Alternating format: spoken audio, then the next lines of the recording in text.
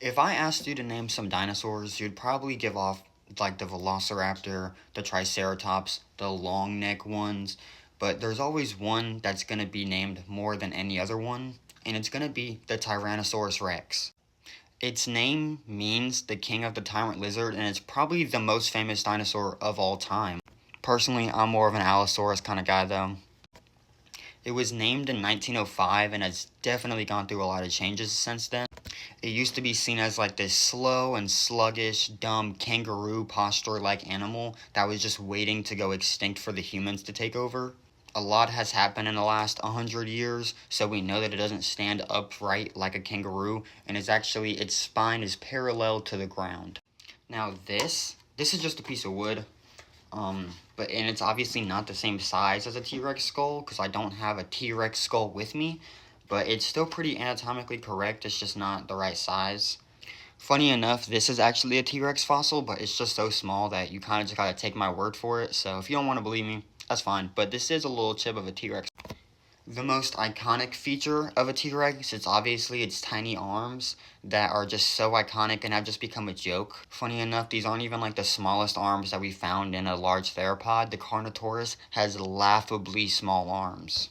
Now, in reality, the T-Rex's arms aren't even that small. They're pretty much the size of a modern human's arms, but obviously, comparatively, it is really small. And I wanted to say that because a lot of people will just say that the arms are completely useless. They had no uses at all. They're just like there. But that's not entirely true. I mean, these arms were muscular and strong, and they definitely had at least some use in the animal's life. It was probably used to like hold down and pin down prey that they were eating, or even pin down a mate, because apparently size doesn't matter in the T-Rex world. But I'm not going to sit here and tell you that the T-Rex's arms were completely useful and it was the best thing in the world, because they obviously weren't. But they probably just got smaller for something as simple as its head got bigger, its jaw got stronger, and it was its main tool for hunting down prey. Now, I am going to nerd out because this thing is just so accurate. So you got the temporal fenestra, you got the orbit with its noticeable ridge, you got the antorbital fenestra, and you got the nasal.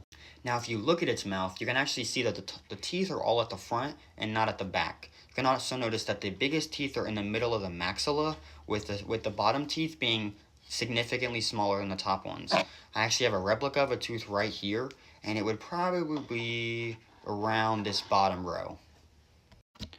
Now, the teeth can get up to 12 inches, including the root, so more like 6 inches, but still 12 inches of teeth. That's absolutely insane.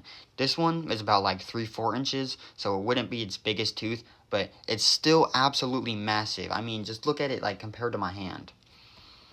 Big shout out to my girlfriend for this. I didn't really know where to put this, but T-Rex do have gastralia, which are kind of like inverted rib cages. They don't actually connect to the skeleton, they're kind of floating. But they're pretty cool. Modern crocodiles have them, modern birds don't.